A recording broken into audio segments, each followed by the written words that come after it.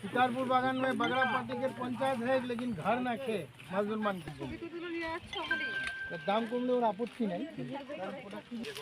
দেখে ভাইয়া চিন্তা মুখে টানা থেকে টানে আমাদের ক্যান্ডিডেট দেখছো তো? फोटो उठा कैंडिडेट देवराज बर्मन नाम है के तो हनुमान चिन्ह है अच्छा से, ठीक है। सीपीएम पार्टी है के लाल पार्टी इतना दिन का सबसे पुराना पार्टी का है के सीपीएम पार्टी नहीं। तो हमें तो हर एक पार्टी के भी वोट दे के देख ले ली, जिसन के हमी कर अधिकार जितना रहे से हमें पूरा नहीं कर पारिला जे के हमी के दाबी रहे से हमें नहीं पारिल। हमें चास में खेगे हमी के सारा जीवन यही करे लगी, छुआ पोता बाल बच्चा जितना भी है हमी के चाहे तो चापाता ही तुले लगी। तो हमें नहीं चाहिए जे अधिकार है हमी से हमी के वंचित करबे वो अधिकार से। हमें आदिवासी है कि ऐसा नहीं है कि हमी के बाकी में अधिकार है हमी का, ठीक है।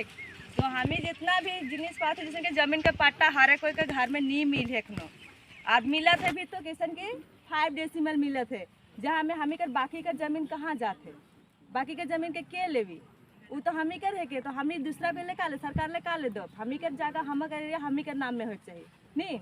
एगो रूम 2 रूम हो जैसे घर देवो थे प्रथम में 60,000 दे, लेकिन ये जो सरकार है से नहीं देवो थे से देवो थे हमी कर आगे का जे लाल पार्टी रे से मन श्रमिक मन हमी के चा बागान है जैसे श्रमिक मन आहत होनी से माने किंतु लड़ाई करके जिनिस के अधिकार के दाबी के तोहनी पाए के एखन जे कहा कि ममता बनर्जी देवो थे कि दिल्ली सरकार देवो थे कि उ क्यों नहीं देवो थे एखन उ सब जिनिस के ओहे दाबी का पूरा है कि एखन ईमन के माध्यम से आवत है उ हमी का लड़े है के केकरो नहीं लगे वो हमार अधिकार है कि से पावत है, लेकिन हमी के बाकी जो जिनिस है से जिनिस का पूरा चाहिए आधा नहीं चाहिए। तो हमें कर समान अधिकार हर एक जगह में जखन कि टाउन डाल हुआ थे 5 लाख 3 लाख हमें घर बना था हमारे 1,20,000 में का घर बनी इतना परिवार में एक परिवार में बहुत जन आई 5 जन 7 जन 6 जन।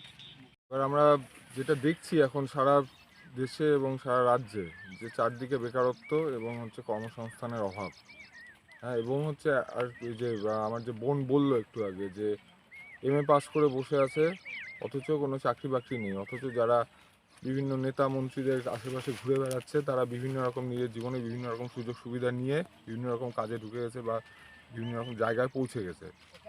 তো আমরা যেটা দেখছি যে সমাজটা মানে ভরে গেছে হচ্ছে দুর্নীতিতে, হ্যাঁ, রাজ্যে বলুন দেশে বলুন।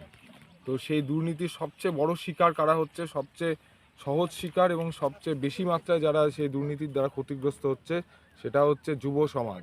সেই যুব সমাজ শহরেরই বলুন গ্রামেরই বলুন চা বাগানেরই বলুন সব জায়গার যে যুব সমাজের যে যুব অংশ, শিক্ষিত যুব অংশ, স্বল্প শিক্ষিত যুব অংশ সবাই এই যে দুর্নীতির দ্বারা ক্ষতিগ্রস্ত হচ্ছে এবং তাদের ভবিষ্যৎটাকে নিয়ে রাজ্যের সরকার বলুন দেশের সরকার বলুন তাদের ভবিষ্যৎ নিয়ে তারা ছিনিমিনি খেলছে, তাদের ভবিষ্যৎটাকে অন্ধকারের দিকে ঠেলে দিচ্ছে।